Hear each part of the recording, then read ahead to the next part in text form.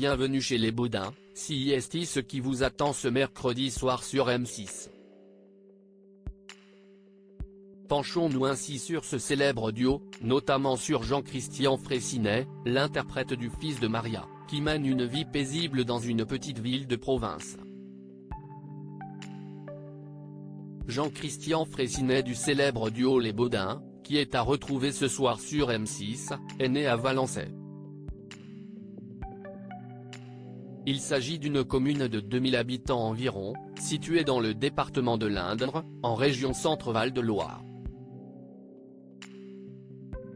Une ville qu'il n'a jamais quittée, comme il l'expliquait en mai dernier dans une interview accordée à la Nouvelle République. Je suis l'un des derniers nés de la maternité de Valençay, à l'époque où elle existait encore.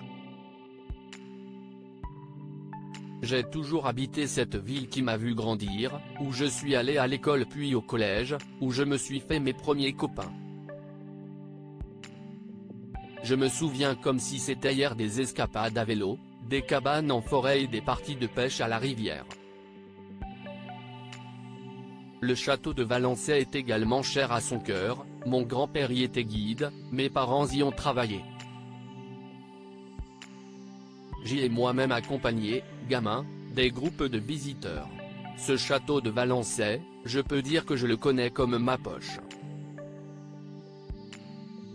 J'y ai même fait mes premières armes de comédien. Plus globalement, CIST l'Indre qui l'apprécie.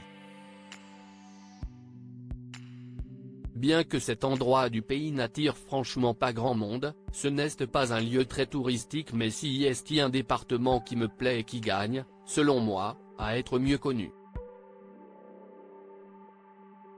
On y trouve la nature et l'espace, une simplicité de vie. Je ne me lasse jamais d'aller me promener en Brenne.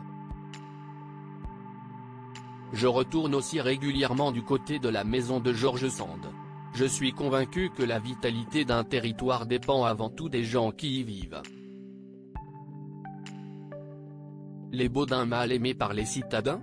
À noter que son attachement à la province est logique, car il se retranscrit à travers son duo avec Vincent Dubois. Ils représentent fièrement la campagne à travers leurs sketchs. Peut-être même un peu trop, car il y a un certain mépris à leur égard dans les grandes villes. CIST du moins ce qu'analysait Jean Latreille, professeur agrégé de sciences économiques et sociales et auteur de Cinoche et Société, pour l'Express en décembre 2021, les Baudins renvoient les classes moyennes à une ruralité qu'elles ont fui, dont elles se sont arrachées, donc ça ne les fait pas rire. Elles ne peuvent pas se moquer de leurs origines, elles ferment les portes sur un traumatisme initial qu'elles veulent oublier.